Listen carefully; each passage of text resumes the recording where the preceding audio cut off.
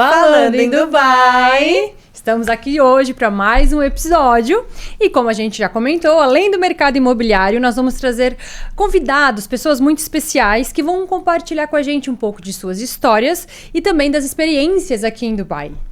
E hoje nós vamos receber um convidado que não mora em Dubai, mas já veio aqui algumas vezes e poderá nos contar, além das suas histórias, as curiosidades, dúvidas e também o ponto de vista do investidor, do empresário que busca entender melhor como funciona, qual a verdade por trás de toda a propaganda de Dubai. Existem realmente oportunidades aqui?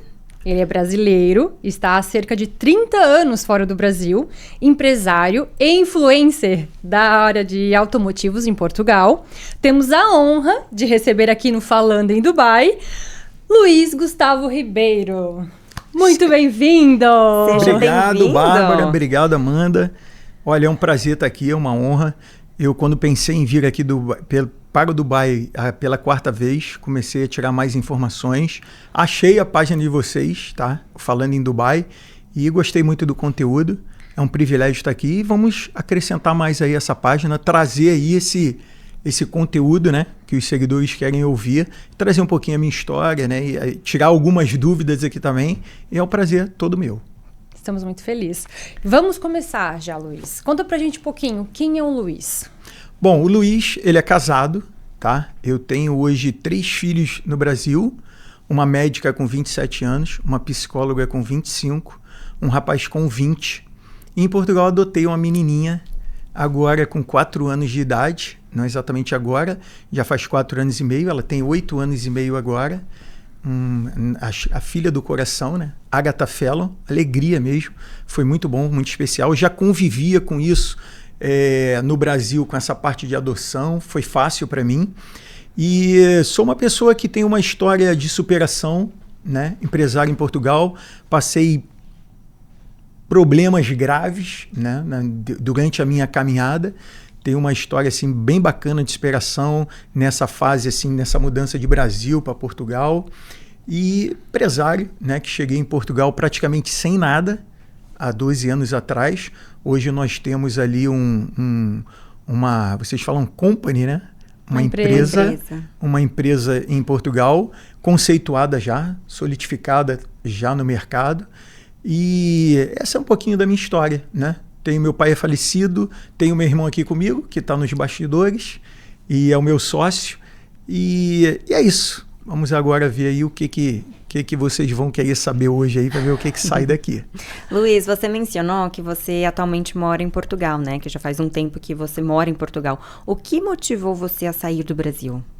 Bom, vamos lá. Eu, na verdade, quando eu casei muito cedo, casei com 19 anos de idade, né? A minha ex-mulher tinha 16, né? E aí acabou que nós tivemos ali uma situação de ameaça de sequestro. O meu pai chegou à diretoria do Banco Safra. Para quem não sabe, o Banco Safra é um dos maiores bancos do Brasil. Ele é mais um private bank, dizendo assim, falando assim, explicando melhor. E hoje acho que para abrir uma conta no Safra, acho que é preciso em torno de 300 mil reais, mais ou menos. É um banco mais voltado para a empresa. Isso. E aí depois o meu pai entrou em 89 no mercado de lojas de prata e chapeado, aquelas bijuterias um pouco mais baratas, folheados a ouro, né, o chamado folheados. E acabou que a gente chegou a ter 21 lojas, 130 funcionárias, mulheres. E então meu pai sofre ali algumas ameaças de sequestro em 94. Ele entra para a diretoria do Safra em 90 e depois as lojas também abrem no ano de 89. Então, até 94 foi algo que cresceu muito. Ele já tinha uma condição bem bacana dentro do banco. Ele era do Itaú, foi comprado. O próprio José Safra pagou o passe dele, né, em São Paulo. Ele hoje é falecido. E aí acabou que nessa confusão naquela moda, na década de 90, né, naqueles anos, tinha muito essa moda de sequestro. Sequestros estavam começando, aqueles sequestros relâmpagos e tudo. E acabou que meu pai se apavorou um pouco. E aí ele já tinha alguns imóveis em Portugal, nomeadamente 5 apartamentos. E acabou que, olha, poxa, ou eu vou para o sul do Brasil, né, que também foi uma hipótese, ou então vou para Portugal. Então, para a gente ficar mais tranquilo, acabou que a gente decidiu vir para Portugal. E aí começa a... Nossa, eu fiquei tão curiosa em saber mais. Pois é, uma história Eu ia assim perguntar aqui. bem... Só para você ter uma ideia, né? E só para... No dia que eu casei, meu pai contratou uma empresa de segurança no Rio de Janeiro, onde tinha atiradores de elite no telhado. Caramba, durante o casamento. Da igreja. Me lembro que na época, meu pai gastou qualquer coisa como... acho que 40, 50 mil dólares só em 3 dias de segurança, tá? Naquela época. Hoje nós estamos falando aí de 250 a 300 mil reais de segurança assim, em 2 ou 3 dias, porque na verdade eu caso, depois eu vou para Petrópolis, onde a Globo fez muita novela, depois no dia seguinte, aliás, no dia do meu casamento eu fui para Copacabana, tá? E fui para Ipanema Park, depois eu fui... No dia seguinte, eu fui para outro hotel em Petrópolis, onde a Globo fazia muita filmagem. Depois, no terceiro dia, o carro de segurança ia me buscar lá. Eu ia para outro hotel em Teresópolis, que também a Globo fazia muita filmagem. É tipo Hotel Fazenda. Uhum. E depois nós fomos para o Recreio dos Bandeirantes, que é ali no Cantinho da Barra. E ali é que nasceu a ideia de se mudar, né? Então, só para você ter ideia, eu tinha apartamento, eu tinha tudo montado, eu tinha um apartamento decorado, com ar-condicionado, com móveis novos e tudo, e eu nunca dormi nesse apartamento. Lá no Rio de Janeiro, né? Lá no Rio de Janeiro. Então, quer dizer, eu caso, vou para a lua de mel, da lua de mel eu fico lá, cá, com a equipe de segurança, mudando de um lugar para o outro, depois eu vou para uma mansão, que inclusive era de um ator da Globo, esqueci agora o nome dele, mas era uma mansão com 12 quartos, 12 suítes, várias salas, piscina. Eu fico lá mais ou menos um mês. Nesse um mês nós decidimos, então eu caso em 7 de janeiro de 95 e no dia 28 de fevereiro eu desembarco em Portugal com toda a minha família, 11 pessoas. Caramba. Né? Mais ou menos 1 tonelada e 200 quilos de mala. Eu me lembro foi a como família hoje. inteira. Vieram todo mundo, 11 pessoas. Então, meu pai, a gente tentou... Então, tudo que eu tinha comprado na época, né? Porque eu sou empresário, quer dizer, sou comerciante, já aprendi essa questão de vender carros e tudo muito cedo, com 12 anos de idade. Aquela mentalidade de português, né? Então, eu vivi muito esse mercado, muito esse mindset, essa maneira de pensar, né, daqueles portugueses que migraram para o Brasil muito cedo, ali na década de 60, 70. Então, eu fui criado com esse pessoal. E aí acabou que pronto, foi o que aconteceu e a gente decidiu, meu pai achou melhor vir para cá, foi a arte que eu aprendi. E aí, quando nós chegamos em Portugal, voltamos a trabalhar com automóveis, né? Então, eu negocio carros já, eu costumo dizer, não sou assim, tenho 49 anos, mas já vendo carros há 37 anos. Caramba. E aí, já aproveitando que você trouxe este assunto, conta um pouco mais da sua vida como empresário, né? A GTB Auto em Portugal, né? Não sei se é só em Portugal. Conta um pouquinho mais da história até vocês chegarem à GTB. Ou desde o começo passou de pai para filho. Como é que é a parte empresarial do Luiz? Então vamos lá. Eu saio do Brasil, né, com 19 anos de idade. Já vinha negociando. Eu comecei a negociar porcos. Meu pai, ele tinha um amigo de um supermercado que era português, ele tinha uma criação de porcos, então o meu pai, com 12 anos de idade, ele falou assim, tá aqui um casal e o que nascer desse casal é seu, depois você tem que me pagar o casal. Eu tinha 12 anos só. E aí depois, com 13 anos, eu entrei no mercado de motos, com 14 de carros, e eu com 16 anos eu tinha a minha própria loja, tá? O meu irmão é um ano mais velho que eu, ele tinha 17, eu 16. Nós abrimos a nossa loja, eu tinha 16 anos, muito novo. E só que no Brasil, naquela época, não era nada informatizado. Então a gente chegou a pegar alguns carros roubados, pegamos 7 carros roubados. Isso trouxe um prejuízo, desanimou. E aí eu largo os automóveis ali quando eu chego a 17 anos e vou trabalhar nas lojas do meu pai até os 19. E aí depois de 19 acontece esse problema, eu caso. Hoje eu estou separado da mãe dos meus filhos, né? Que eu tenho esses 3 filhos. Então aí nesse período eu começo a trabalhar com meu pai, administro 21 lojas, sempre na parte comercial, né? De compra, venda, aprendendo negociação, e o meu irmão na parte burocrática, financeira. E aí sim, depois com 19 anos, a gente vai para Portugal. Respondendo a tua pergunta, chego em Portugal. O que eu sei fazer desde os 13 anos é aprender, quer dizer, a arte de vender automóveis, né? E acaba que eu tive a oportunidade de fazer faculdades, passei para as melhores faculdades do Rio de Janeiro. Eu estudei na segunda escola mais puxada, digamos assim, a melhor escola do Rio de Janeiro. Só perdi a Panaval, que fica ali no Pão de Açúcar, mais ou menos, na Urca, onde mora o Roberto Carlos, né? Então, eu sempre tive assim, um estudo de base muito bom. Então, eu já, antes de terminar a escola, eu já fazia provas para a faculdade, 1 ano antes, 2, e eu passava para a faculdade que eu quisesse. E acabou que eu não quis exercer a profissão, porque eu já vinha vendendo carros desde os 13 anos, ganhando... Eu me lembro que eu, com 14 anos de idade, ganhava $3 mil, $4 mil com 14 anos. Todo o meu enxoval eu comprei com o meu dinheiro. Meu pai não ajudou com nada. E naquela época, 3, 4 mil dólares era muito dinheiro. Sim, muito dinheiro. Sim, eu me lembro que um telefone, naquela época, né? Aqueles telefones enormes, né? Aquilo custava $2 mil. Eu comprei um. Depois dei um para minha ex-mulher também de $2 mil, meu irmão também, para a ex-mulher dele. E pronto, a gente foi caminhando e pronto. Depois, nós, quando chegamos em Portugal, com o bichinho dos automóveis, não é? Aquilo que a gente sabe fazer, começamos por baixo, negociando carros mais baratos, entender o mercado, pesquisar um pouco e aprender um pouco mais. Era um mercado que tinha muito mais modelos, muito mais versões. Na época, o Brasil, ele tinha 4 marcas: Ford, Fiat, Chevrolet e acho que mais uma lá, Volkswagen, né? Então, o mercado não estava muito aberto. Ele abriu com o Collor, acho que foi em 90. O Collor entra e abre um pouquinho mais para as exportações no ano de 1990. Então, não tinha ainda entrado tantas marcas, ainda mais no mercado de usado. Esses importados, eles ainda não estavam assim muito disseminados no mercado de usados no Brasil. Tinham acabado de entrar. E acabou que aqui cheguei em Portugal, uma série de marcas, uma série de motorizações. No Brasil nós não temos carros a diesel, né? Em Portugal é permitido ter carros a diesel. Hoje no Brasil só permitem picapes, você não tem carros a diesel, somente alguns jipes e muitas picapes. Aqui em Portugal não, né?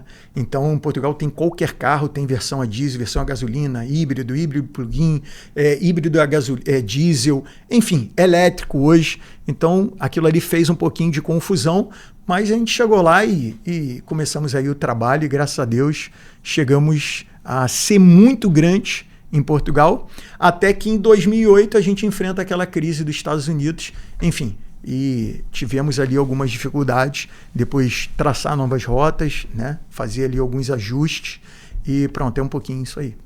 Que história legal. Tem Você muita tem coisa um para sangue contar, empreendedor, muita né? coisa para contar. Seu pai é português, né? Só para entender a ligação de vocês direta com Portugal, porque seu pai é português. O meu pai com 17 anos, isso era muito normal naquela época, em 67, 64, 65, 68, saírem de Portugal vários portugueses, principalmente de aldeia. Até hoje isso acontece, mas eles vão para a França, vão para a Alemanha, vão para a Bélgica. Então, naquela época, para fugir da guerra de Angola, né, nós tínhamos ali Salazar, um pouquinho ditador, muitos apreciavam a maneira dele de fazer política, enfim, outros não. Mas como o meu pai tinha que ir para a guerra na guerra de Angola, o meu pai, com medo, com 17 anos, antes de fazer 18, ele então vai para o Brasil, porque o pai dele já estava lá. E aí o pai recebe ele lá, e aí ele começa a vida dele no Brasil com 17 anos de idade. Que legal, nossa. Foi isso que aconteceu. Que legal. E aí, já que a gente está falando em país, Brasil, Portugal e tal, qual foi a primeira vez que você veio em Dubai? Eu acredito que tenha sido em 2002, 2003. A primeira vez que eu vim em Dubai. Eu vim por um banco, né? Nós, como trabalhamos com carros, o banco, depois que você atinge uma meta, eles depois, no final do ano, dão uma premiação a todos os melhores plays, né? Quando você atinge um determinado número de financiamento, aquele objetivo, eles oferecem 2, 3 viagens por ano. E naquela época o destino foi Dubai, é o banco que escolhe. Eu na época, nessas viagens, nós não pagamos nada, o banco ele simplesmente faz todo o roteiro, faz tudo, programa toda a viagem. E eu vim aqui em Dubai e fiquei no Hilton Jumeirah. E eu me lembro que eu até estava da minha janela agora, porque eu estou naquele Adders Beach. Adders JBR. Isso. E eu vi assim o Jumeirah, eu falei, caramba, era aquele hotel que eu fiquei, né? Então eu me lembro que do lado direito e do lado esquerdo não tinha nada, não tinha ainda aquela ilha, né? Aquela ilha artificial. não sei como é que vocês chamam aqui, né? Jumeirah Beach, né?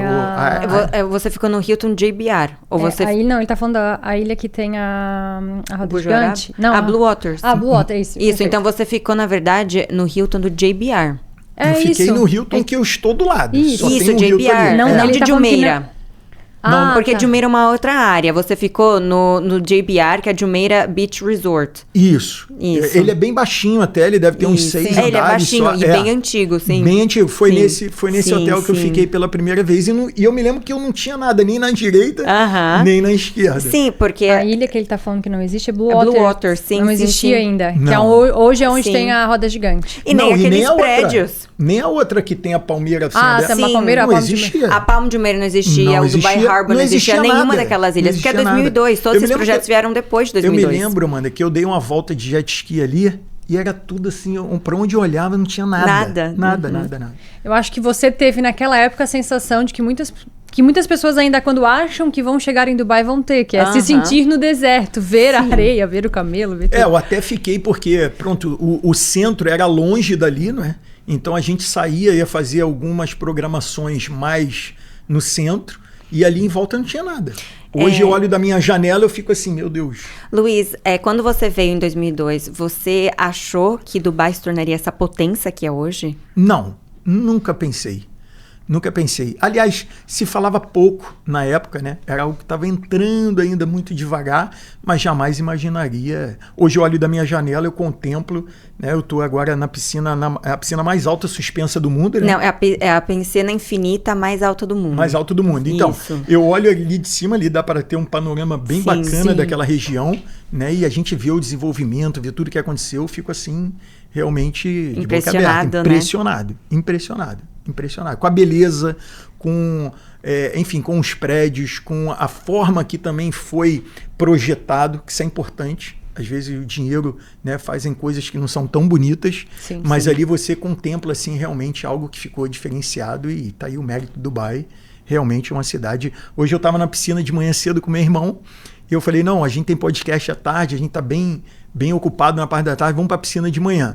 E eu falei assim, cara, uma cidade assim, espetacular, maravilhosa. Eu até falei com meu irmão, a gente vai sentir falta daquilo que a gente vê, né? Daquilo que a gente pode contemplar com os olhos. E a gente lá de cima podia ver, isso aqui vai deixar saudade já. Você sabe que até hoje, eu moro em Business Bay, então eu tenho a vista do Burj Khalifa e tal. Até hoje, às vezes eu falo, eu não consigo acostumar com a vista. Às vezes eu falo, nossa, essa vista é bonita, né? Bonita. É diferente do que a gente Acho que vê você aqui. Nunca cansa, né? Não. Aquela vista porque é muita você luz, nunca é muita coisa, é muito bonito. Assim, é muito legal, muito legal. É o tanto de vídeo que eu tenho no meu celular do Burj Khalifa, de tudo. Pôr do sol. Você não é o mundo todo, né? É, o mundo todo. Sim, mas assim, a gente mora aqui. É claro. E todo dia a gente passa, bate um vídeo, faz outro vídeo, faz outro vídeo. E não cansa, né? E não cansa. É uma cidade que não cansa. Eu não conheço tão bem ela assim, né? Queria conhecer um pouquinho mais essa parte de restauração, essa parte dos restaurantes e tudo. Lá em Portugal a gente sai muito, eu saio muito com a minha esposa para jantar, a gente toda hora tá assim na rua, então às vezes eu saio da empresa cansado e tudo, eu quero dar uma desestressada, vou ali no bom restaurante, vou ali perto da praia, enfim, temos também uma condição para isso, né? Então é um lado assim que eu tô querendo conhecer mais, né? Porque essa parte de praia, isso aí tá mais ou menos visto, mas eu queria de fato, e é isso que eu procuro agora, e estamos conhecendo, ainda mais vamos ficar aqui mais 10 dias aí, é justamente pegar esse estilo de vida, né? Pegar essa parte. Nós já fomos num restaurante, né? Que aqui a Bárbara nos levou, maravilhoso, né? Fiquei assim bem impressionado, mas a gente quer pegar assim, conhecer um pouquinho mais, né? Essa ideia do dia a dia, da noite aqui, de sair, de alguns lugares. Da vivência, como é que é realmente. Do cotidiano mesmo, né? Isso é muito bacana. E é isso que eu vou agora, nesses próximos 10 dias, aí conhecer.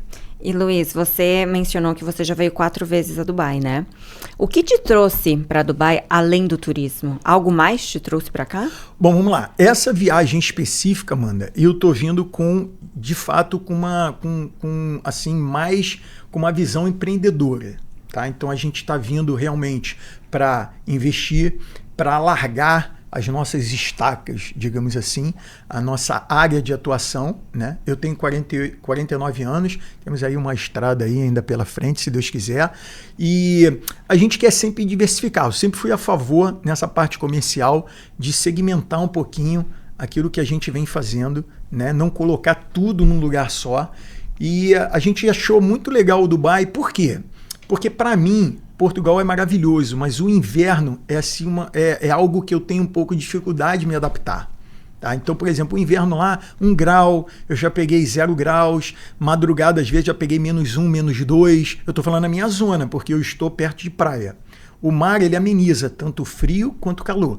Então, eu não sinto tanto como uma pessoa que está no interior de Portugal. Tá? Então, o que aconteceu foi mais isso, procurar um país também que tivesse esportes náuticos. Então, por exemplo, eu quero comprar um jet ski, em Portugal não faz sentido, é melhor alugar.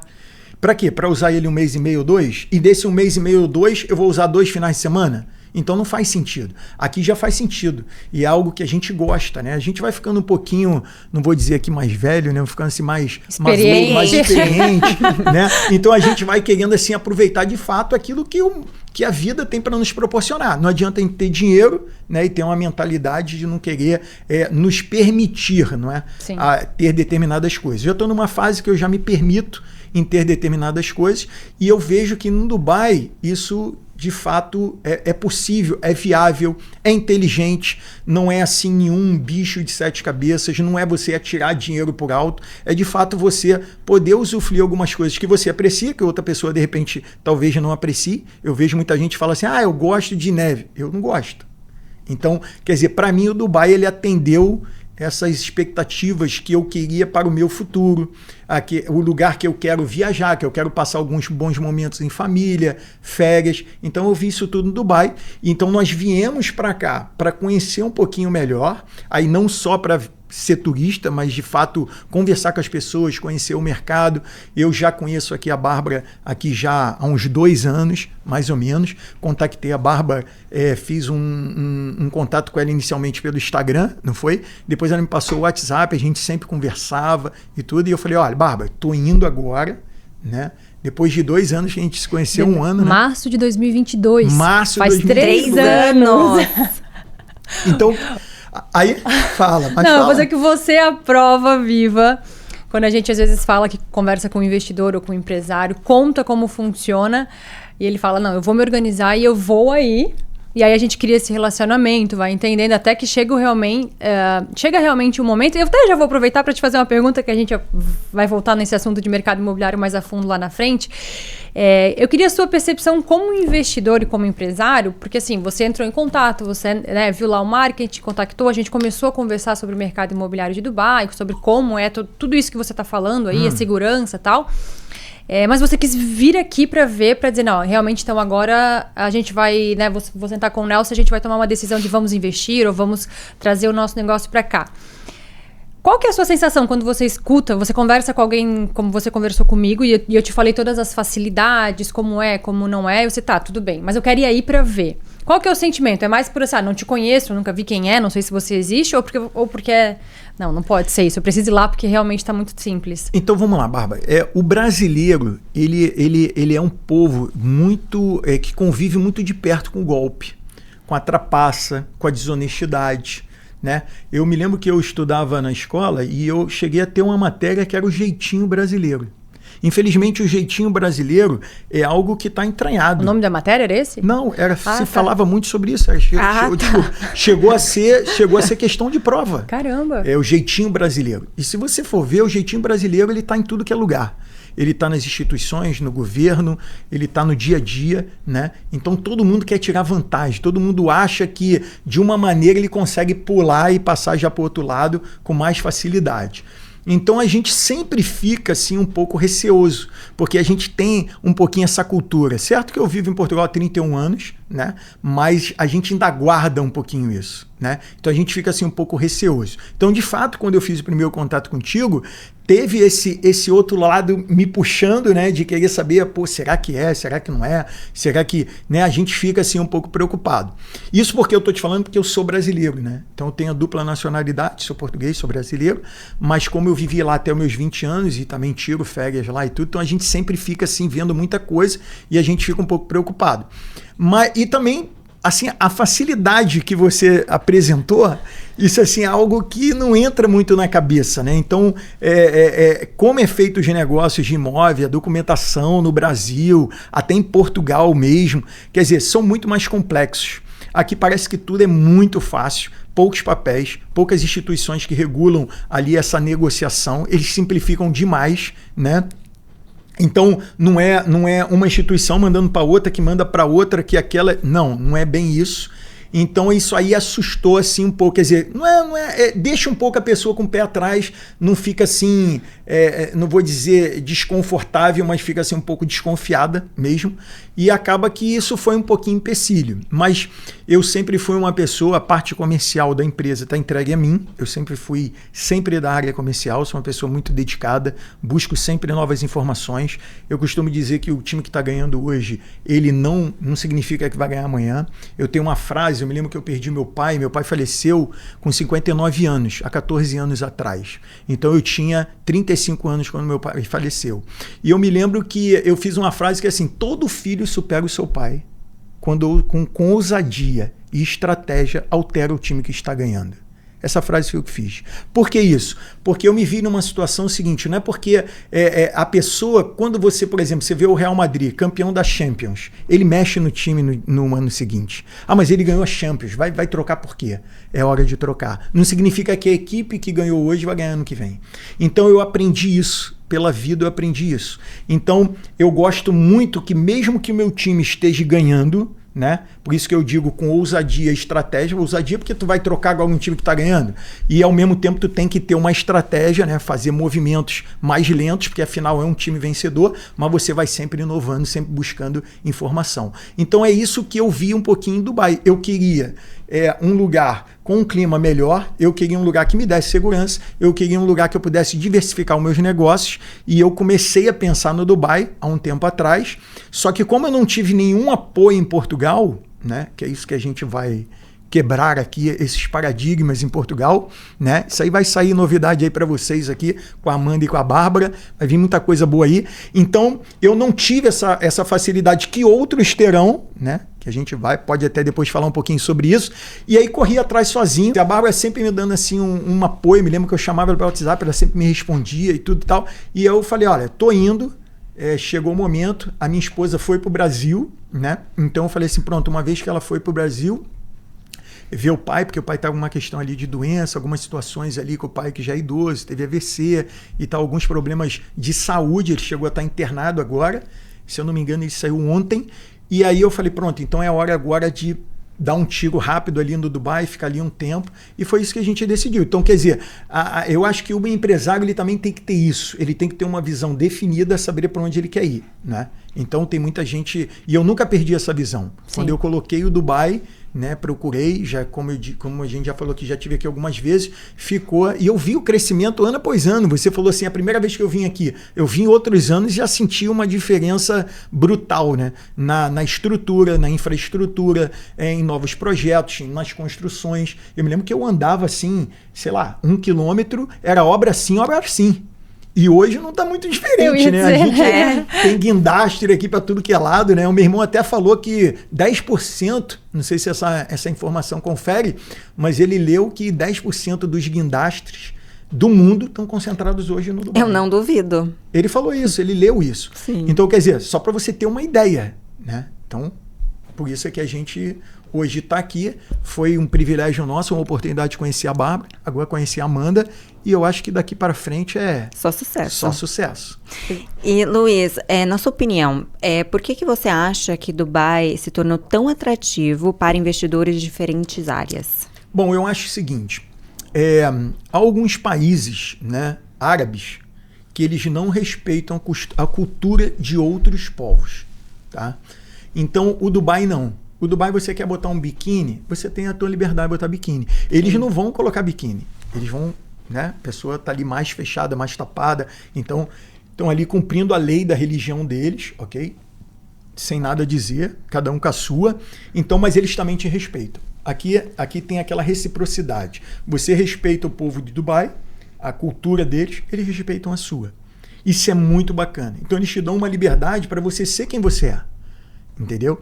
Depois a questão de segurança, a questão... Ninguém vive de flores, Amanda. As pessoas querem ganhar dinheiro, as pessoas querem ter segurança em negociar, as pessoas querem pagar menos impostos, as pessoas querem ter oportunidade. Dubai não existe nem há 30, 40, 50 anos, não sei quantos anos tem o Dubai. 54 anos. 54 anos. Mas vamos tirar os primeiros 10 ou 20 e nada era a mesma coisa. A construção civil começou em 2002, então realmente é um bebezinho. Então, para você ver, 2022 estamos falando de 23 anos. Isso. Foi quando eu cheguei aqui, eu vim acho que em 2001, 2002. Então, quer dizer, estamos falando aqui de um país que efetivamente, né, a sua evolução assim, mais concreta, estamos falando de 23 anos, 25 anos, 26 no máximo. Tá? Então, quando você vê isso, você vê também um celeiro de oportunidades. Sim. Tá? Então, é claro que, por exemplo, eu me lembro quando eu vim aqui, tinha que ter um sócio árabe, 51% dono do seu negócio, tinha algumas terras que elas estavam elas tinham que ser da família real ou de Dubai durante os 99 anos e tudo. Leasehold, então, isso tudo caiu, né? Então, abriu mais ainda. Então, é o que eu falo, eu costumo dizer, eu falo isso pro meu irmão ali no hotel, eu falo assim, olha, nós temos hoje um cenário e determinadas oportunidades que nós não tínhamos há 5 anos atrás, que nós não tínhamos há 10 anos atrás, que nós não tínhamos há 15 anos atrás. E essas oportunidades, elas vão aparecer muitas outras daqui a 2 anos, daqui a 3 anos, daqui a 5 anos, daqui a 15 anos. Então, eu vejo o Dubai como um país imparável, um lugar onde você pode, de fato, ter assim, concretizar, tá? Assim, uma visão de futuro. Por que o Brasil é ruim, Amanda? Eu vou te dizer porque o Brasil é ruim. Porque no Brasil você não tem um planejamento de vida. Eu chego hoje para você e falo assim, eu tenho minha família. Olha, projeto. Olha, amor, daqui a 2 anos eu vou comprar um terreno, eu vou construir uma casa, eu vou fazer isso. Você pode pensar tudo. Vem uma crise, leva tudo, vai teu sonho embora, cai o dólar, sobe o dólar, tem aquela variação. Um país instável. Um país que hoje, se você for ver, ele vive de especulação. Quando a gente vê o dólar disparando, tem muitos poderosos envolvidos com aquilo, querendo que ele mais que exploda. Eles querem que ele vá a 7 às vezes. Sim. E depois ele vem para baixo. Por quê? Porque é um povo. Existe ali uma minoria que faz uma especulação financeira no Brasil, aprisiona ele, e a gente fica ali sem poder fazer um projeto de vida. Aqui não. Aqui em Portugal você pode fazer um projeto de vida. Só que as oportunidades são incomparáveis. Então aqui você consegue fazer um projeto de vida. Eu posso dizer para você hoje assim, Amanda, eu daqui a 1 ano vou ter uma McLaren em Dubai. Eu daqui a 2 eu vou comprar com você uma penthouse. Eu daqui a 5 anos, olha, eu vou ter um negócio faturando aqui 30 milhões de euros. Eu posso projetar isso. Sim. Claro, vai depender do meu trabalho, vai depender do meu empenho, vai depender do meu conhecimento, vai depender de uma série de coisas. Mas se eu pagar esse preço, eu chego lá. No Brasil não depende só de você, não depende só do seu esforço, não depende às vezes da tua boa intenção, do teu investimento, disso e daquilo. Uma situação, ela pode te levar a você mudar os teus planos muito rápido. A instabilidade do governo, essa flutuação de economia, a incerteza, dá um estalinho lá, um estalinho nos Estados Unidos, explode uma bomba no Brasil. Sim. Então, quer dizer, ele sente muito ali tudo que acontece no mundo é triplicado, é quadriplicado no Brasil, o efeito. Sim. Quer dizer, essa onda que vem de cascata em determinadas crises, tá? Essa onda que começa com 4 metros, que bate na Europa com 10 metros de altura, ela bate no Brasil com 50 metros de altura. Sim. Então, quer dizer, o impacto é diferente. E isso derruba muitos sonhos, derruba muitas oportunidades, e eu não vejo isso, não vejo muito isso em Portugal, tá? Embora Portugal estaria um pouquinho dependente da comunidade europeia, é uma economia pequena, 12 milhões de pessoas, um país muito pequeno dentro da comunidade europeia, tem pouca expressão, tem pouca ali power de decisão dentro de Bruxelas, né?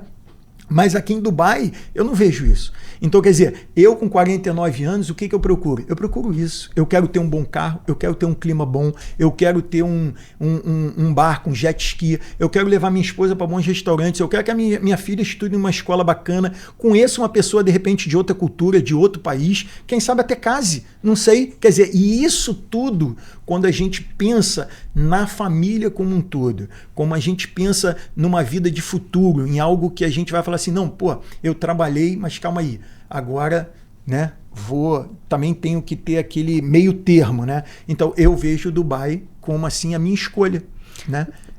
A minha escolha número 1 hoje essa. Sim. Por isso que a gente já fez aí um negócio aí com a Bárbara, sim. né? Parabéns, faremos outros, parabéns, com certeza, né?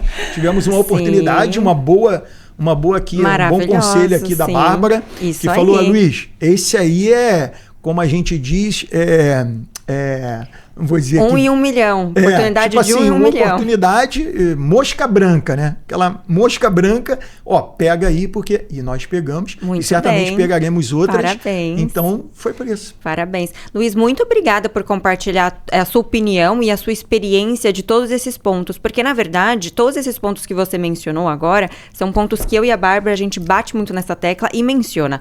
Porém, quando a gente fala, as pessoas falam, vendedora, né? Querem vender Dubai. Só que quando vem de um outro ponto de vista, agora de um investidor, de um empresário, de uma pessoa que já é bem sucedida na Europa e agora vindo com esse ponto de vista para Dubai, aí vira aquela chave. Opa, agora tem outra pessoa falando isso também, uma pessoa que viveu isso, que está experienciando isso.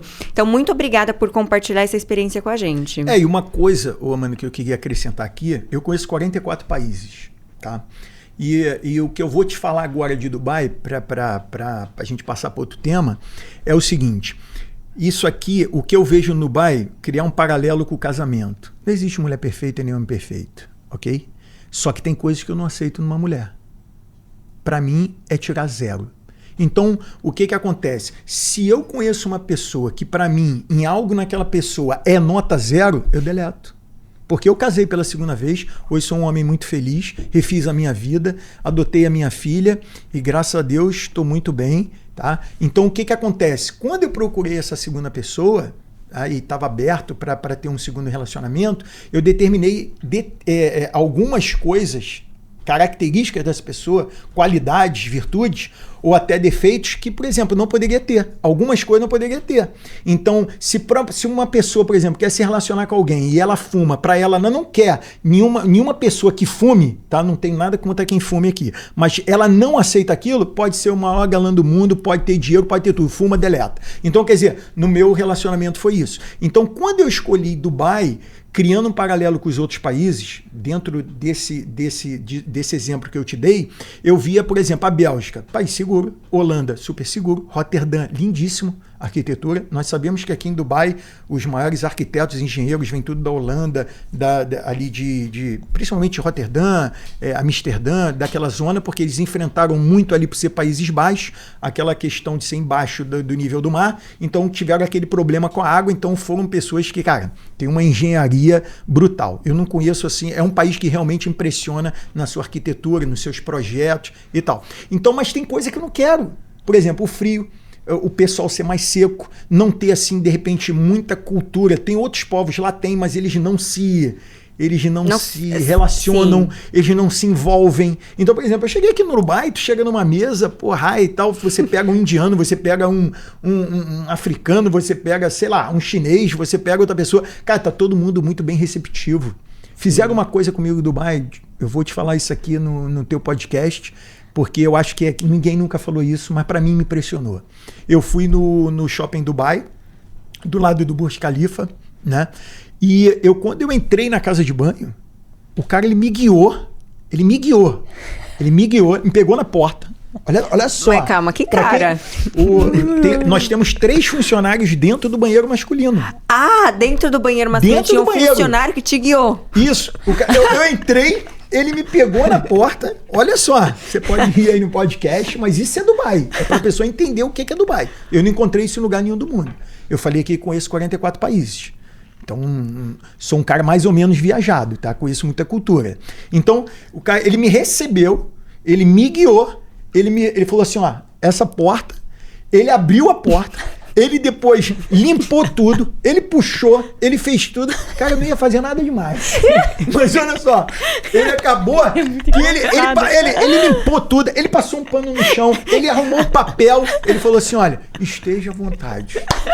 Aí você ficou à vontade mesmo. Não, mas eu tô falando assim, eu nunca vi aquilo, Amanda. Mas isso é Dubai. Eu já tive em Las Vegas, em hotéis caríssimos.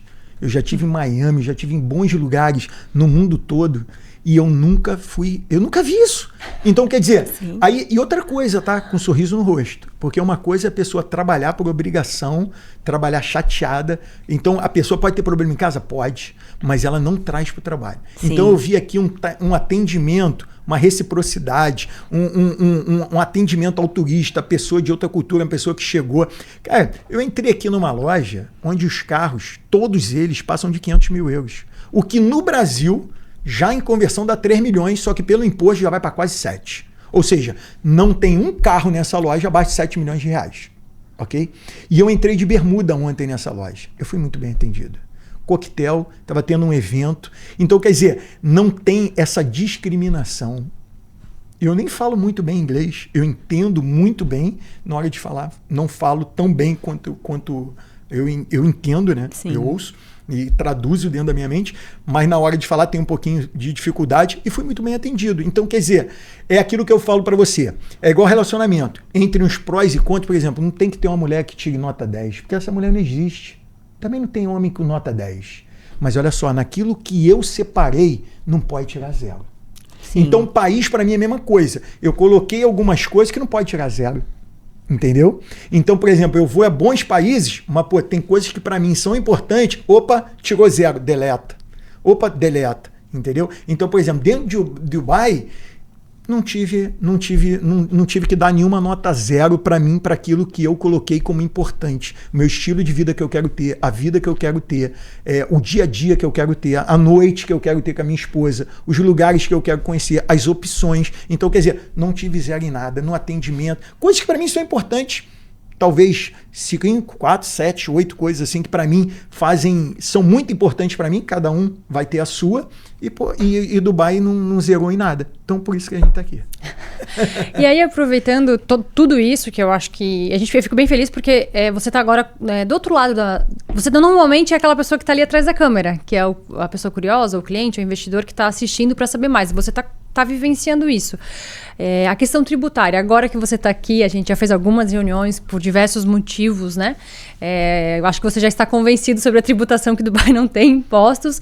Eu queria que você falasse, que você confirmasse isso, né? Que agora sim você sabe, né? Realmente nós não temos impostos como IPTU, imposto de renda. Você, como pessoa física, não paga mais valias, que lá em Portugal eu sei que sim. A nossa tributação aqui qual é o seu sentimento em relação a isso? Agora que você está aqui, que a gente já fez várias reuniões, como eu falei, você realmente está vendo em todas as dinâmicas, no automotivo, no mercado imobiliário, na parte empresarial, realmente?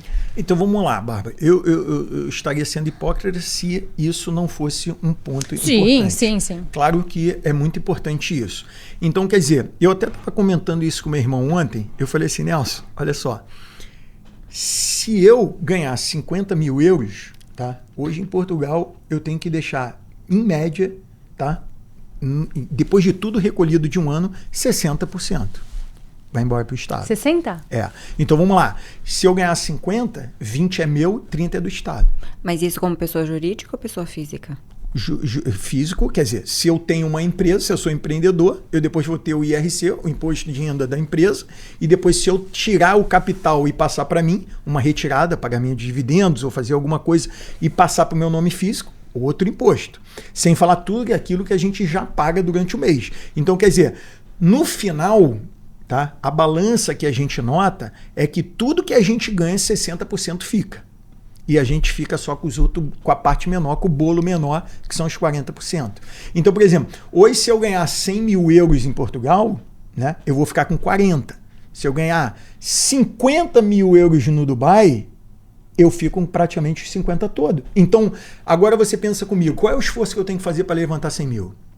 Qual é o esforço que eu tenho que fazer para ganhar 50? Entende? Sim. Então, quer dizer, se eu aplicar o esforço que eu tenho que fazer lá para ganhar 100, talvez aqui eu ganhe 200. Ah, Luiz, por quê? Oportunidades, facilidades, ligado ao mundo todo, né? Então, quer dizer, a gente fala de globalização, mas, pô, tem muitos países aí que quando a gente, assim, comparar a globalização que hoje Dubai tem, é muito complicado, né? Então, a globalização, né? O que eu acho?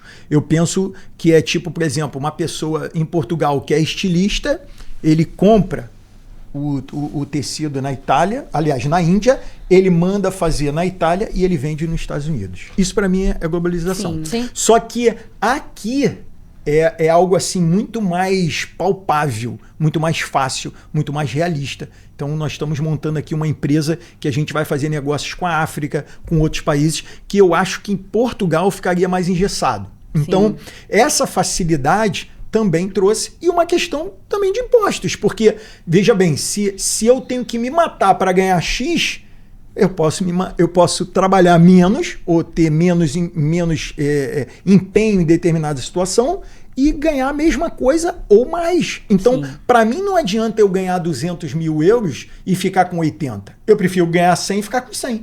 Perfeito. Com certeza, tu tá entendendo? Sim. Então, isso aqui é algo real, e isso é algo que para o investidor pesa muito. Sim. Tá entendendo? Porque a pessoa, enfim, ela vai de fato usufruir do seu esforço, do seu empenho, do investimento que ela faz, da visão que ela tem, dos negócios que ela vai fazendo. Enquanto em Portugal você faz isso tudo, até em outro país, e você deixa uma boa parte, né, para o Estado. Sim, isso aqui não é exato. assim. Isso é algo que de fato faz muita diferença. Eu acho que se o português, Amanda, e eu conheço bem Portugal, tá? Eu depois do Covid, eu decidi conhecer Portugal de ponta a ponta. Ao contrário do meu irmão, eu a cada 15 dias pego a minha família e vou para qualquer canto de Portugal. Então eu fico em aldeias, eu sou um cara muito ligado à história, eu quero saber o que aconteceu naquela igreja, eu quero que venha quem tem aqui, quais são os povos, onde foi a guerra tal, isso aqui. Eu sou assim. Então eu varri Portugal nos últimos 4 anos, tá? Então, quer dizer, isso para mim foi algo assim que pesou demais, fez essa diferença. E, cara, nós estamos aqui só para decolar, à espera aí costumo dizer, de dias melhores, né? Dias melhores virão.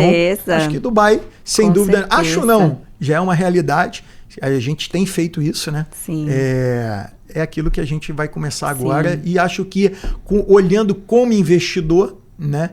Eu acho que faz todo sentido. Então, quando a gente conhece, quando a gente está aqui desse lado, né? Que é aquilo que eu estava falando, que o português não sabe, ele realmente, hoje nós temos pessoas em Portugal, tá? Que se soubesse, de repente, 50% do que eu sei hoje, estaria aqui fazendo a mesma coisa. Com certeza. Entendeu? E é isso que a gente tem que passar. Sim. É isso que a gente tem que deixar claro aqui. Porque as pessoas não entendem. Pensam como você falou. A gente quer vender. Meu amigo, não vai chegar aqui, não vai comprar imóvel com ninguém.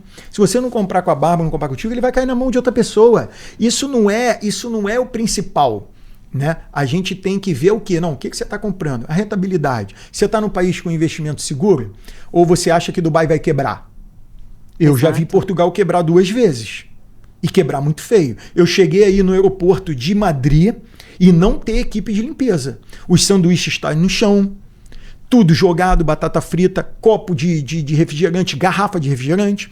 Quando entrou ali a crise de 2008, eu fiz uma viagem em Madrid em 2008, 2009, e eles estavam cortando pessoas da equipe de limpeza dentro do aeroporto. Aquilo ficou uma lástima.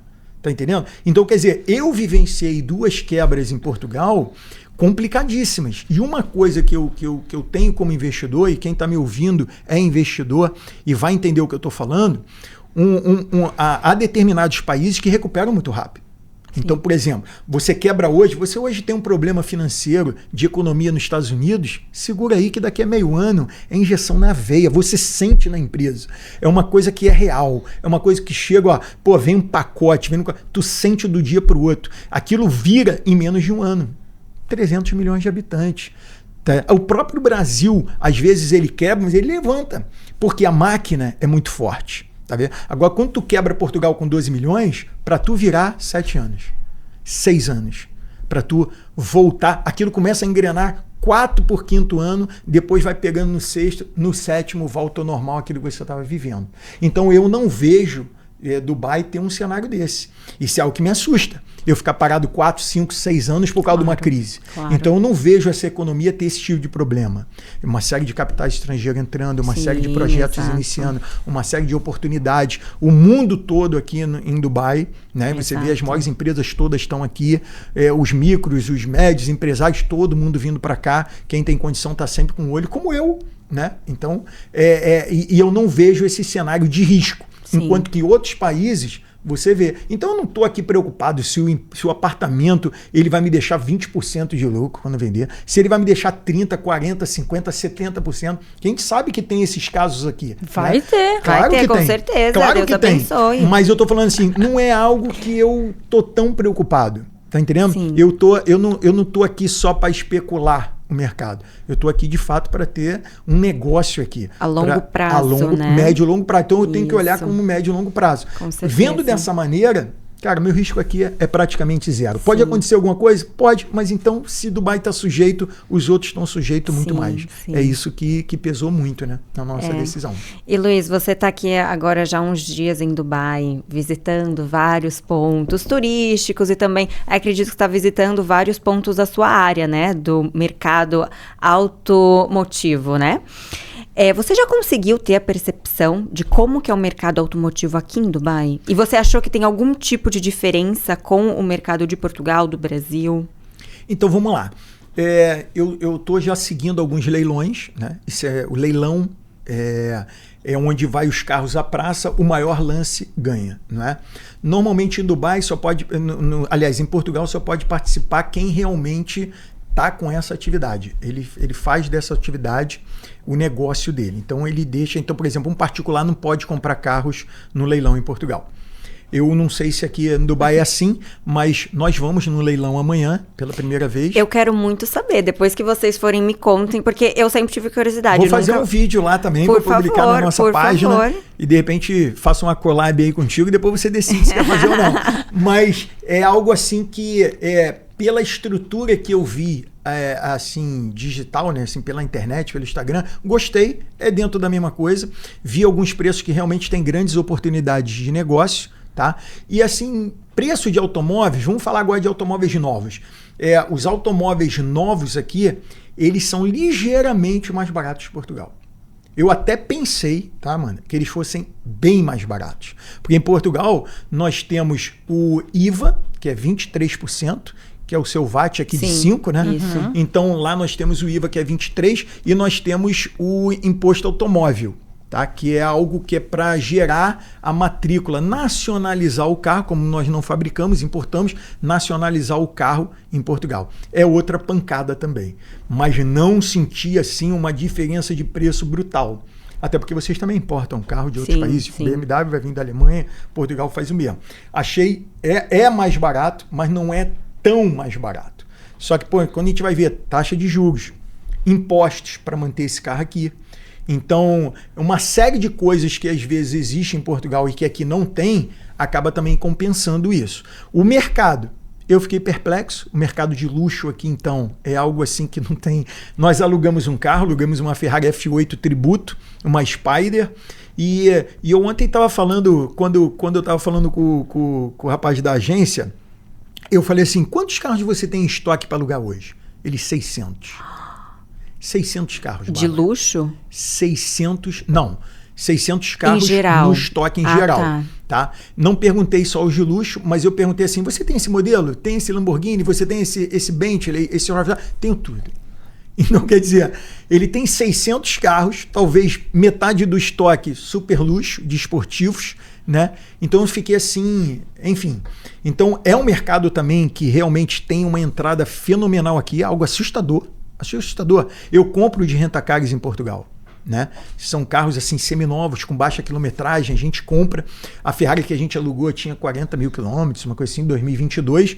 Eu compro lá, mas assim, senti aqui o mercado de luxo assim sobrenatural. Eu passei aqui, vi algumas lojas de decoração, né? Que eu acho que é outra coisa, eu não conheço, tá? Não sou especialista em decoração.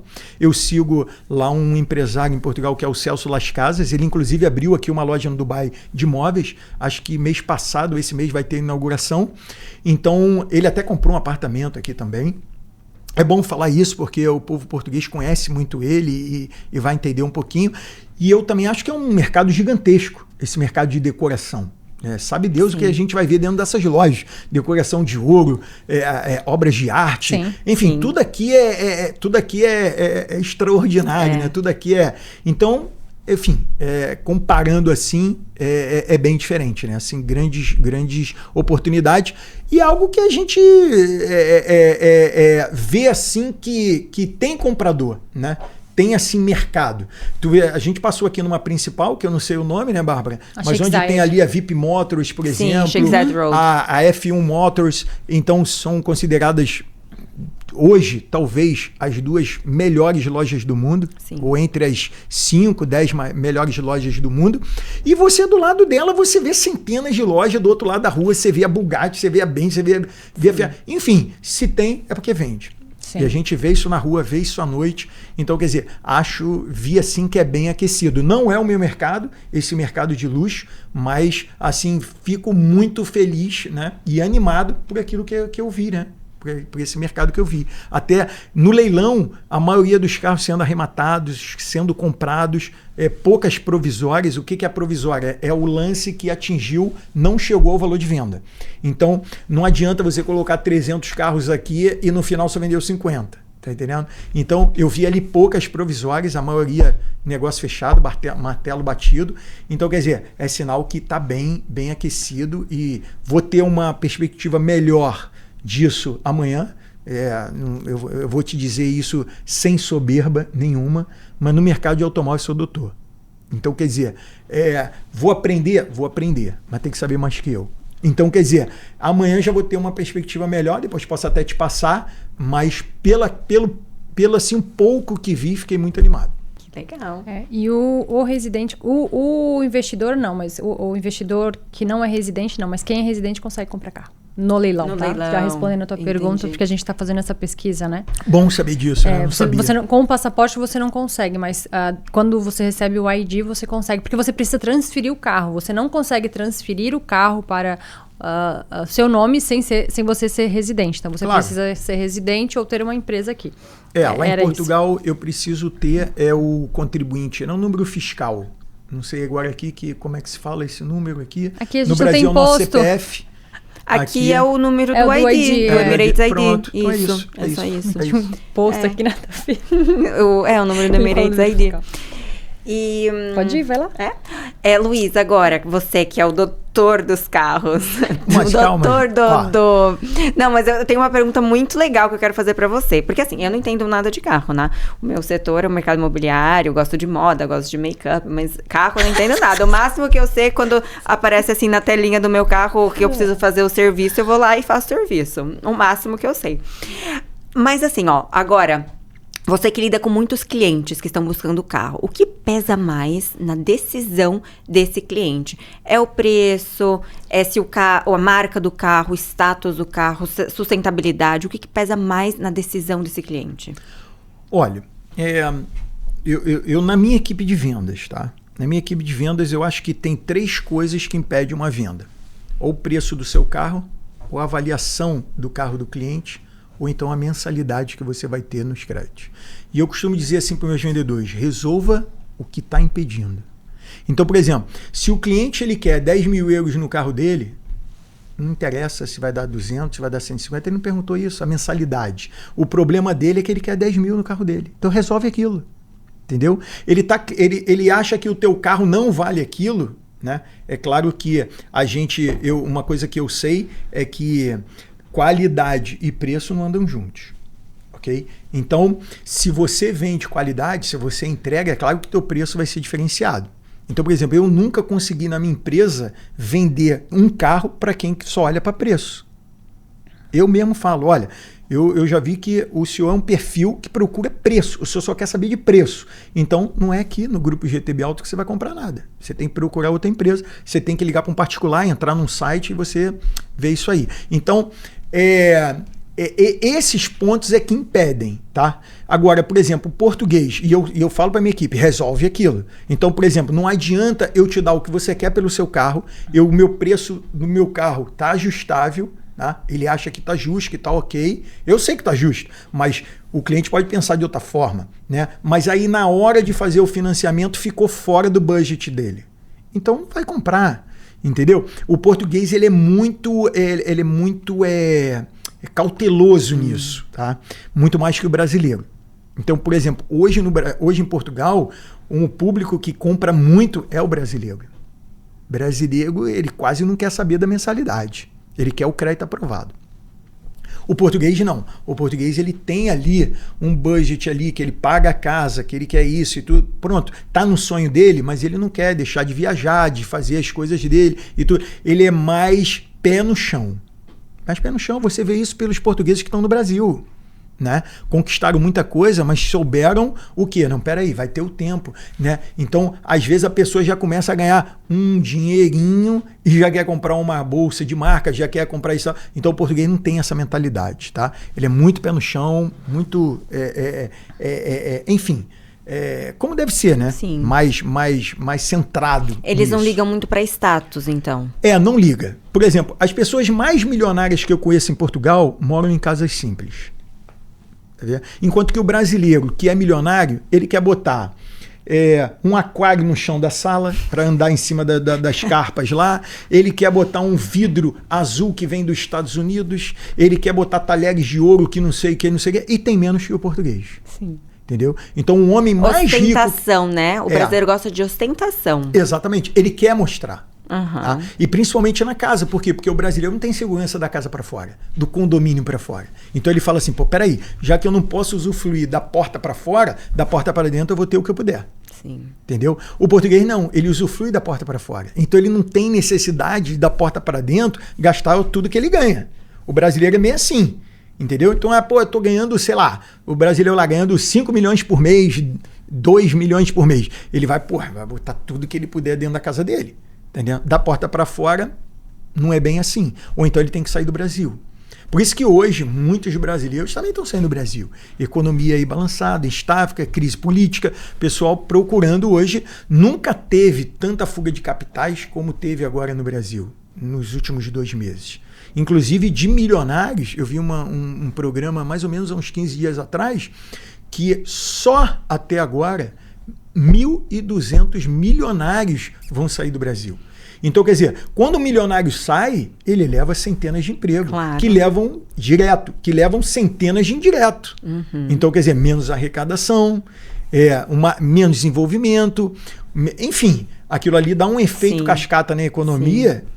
Eu e a Bárbara, a gente estava mencionando agora, antes de começar o episódio, a gente estava mencionando desse relatório que a gente também viu.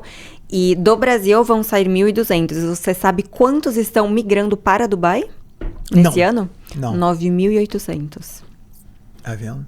Não só do Brasil, né? Aí, não somente do fechar. Brasil. Então, assim, a gente consegue ver, tá saindo muita gente da Inglaterra, muita gente da China, do Brasil, obviamente. Porque a Inglaterra agora, por causa do Brexit, né? Inclusive um dos homens mais ricos da Inglaterra colocou agora a mansão dele à venda por 300 milhões de libras. Uau.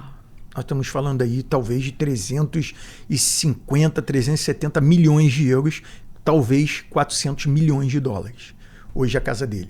E é um inglês. E ele vai deixar a Inglaterra pela primeira vez e vai embora para outro lugar. Não sei se ele vai vir para o Dubai, mas... muito provável. Eu não sei, talvez sim. Então, quer dizer, mas isso é algo que antigamente não era aceitável, né? Então, o brasileiro que tinha dinheiro, ele tem uma vida muito boa, Amanda, lá. Sim. O brasileiro que tem dinheiro, ele tem uma vida muito boa. E para largar aquilo ali, né? Porque o pessoal se diverte um com o outro, é tudo muito mais solto, né?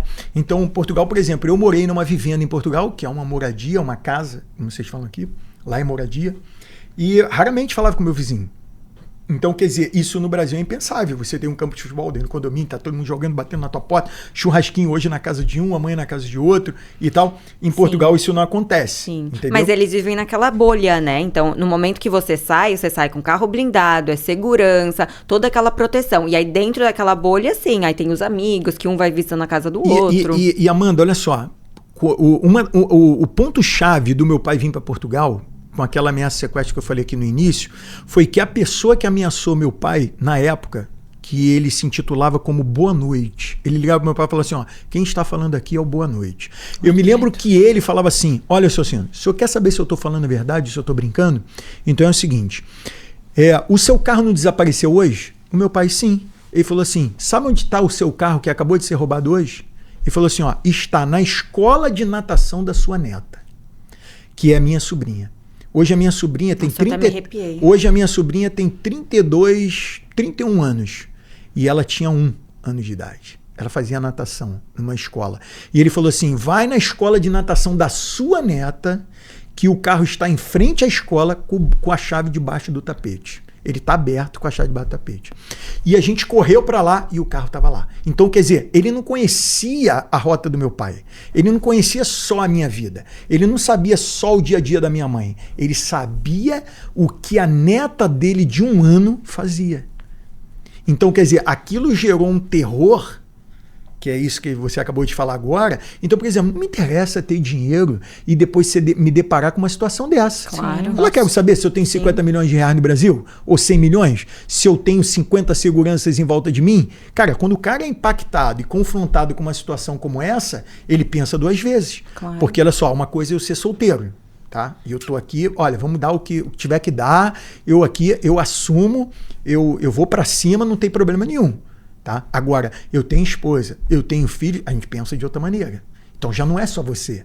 Existem outras pessoas que dependem de você.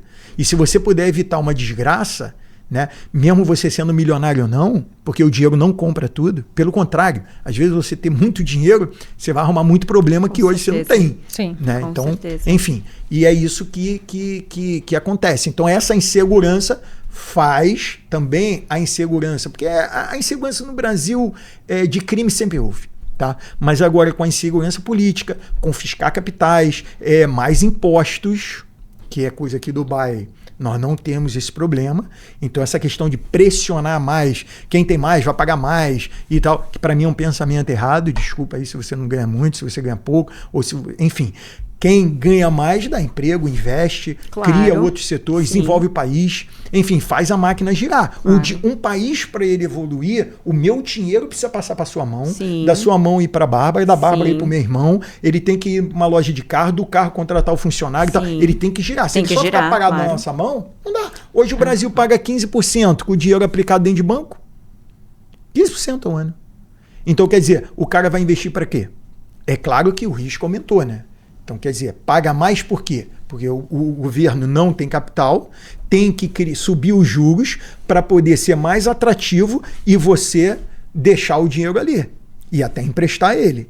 Tá vendo? Sim. Só que, veja bem, se ele aumenta esses juros que ele promete te pagar, qual é a chance de ele te dar um calote? É maior. Porque ele está comprando dinheiro mais caro, entendeu? Sim. E é isso que hoje o brasileiro, o empresário, né, não só a segurança, mas todos esses pontos de vista, todos esses parâmetros que eu acabei de falar, faz com que ele saia, né, para Dubai, para outros países. Espero aqui que mais para Dubai, como você falou. A gente tem sentido bastante, assim, do tempo que nós chegamos aqui. Deixa eu só abrir um parênteses. Quando eu comprei o apartamento, tá? Do lado tinha uma brasileira comprando um apartamento. Eu escutei a negociação dela toda. Porque ali o guichê tem uma determinada altura. E ela assim, não, pronto, comprou o apartamento também. Né? Então, aqui tá cheio de brasileiros. Muito brasileiro. Esse é um movimento que eu tenho. A gente tem uma amiga que é a Mari. E nós vínhamos falando muito isso há 3, 4 anos atrás. O que a gente está fazendo agora é um trabalho formiguinha. Sim. Que é o didático. É isso que a gente criou, né? Que nós criamos. Que é o relacionamento e o ensinar. Ela vai levar tempo, mas ela falava isso lá atrás e daqui 3, 4, 5 anos o brasileiro vai entender que aí realmente dá para ir e tá indo, e aí tem todas essas questões que estão ajudando, né? Agora eles entenderam o que está acontecendo e Dubai se tornou uma opção muito maior e melhor do que, por exemplo, era Miami há muito tempo atrás, os próprios Estados Unidos, principalmente por essa questão tributária e pela questão de segurança, né? A gente vê isso aqui hoje no dia a dia. Mas eu ainda não quero sair do carro, a gente vai voltar para o mercado imobiliário, tá? Vamos sim. Aqui é a disposição de vocês. Não, aí. A gente queria a tua opinião sobre os carros elétricos e híbridos. O que você acha? Que isso realmente é uma forte tendência que vai ficar? Aqui em Dubai eu acho que ainda não tão grande, expansivo quanto a gente vê já no Brasil.